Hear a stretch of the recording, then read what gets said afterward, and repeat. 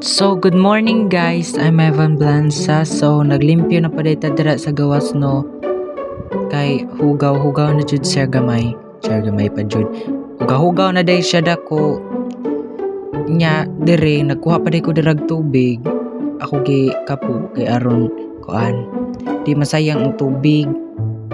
So, speaking of limpyo, ako kay dire maglimpyo sa gawas.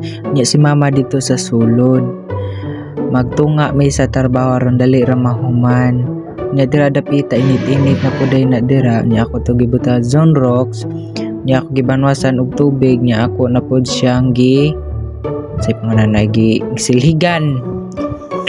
Kuha na ko mga tubig-tubig.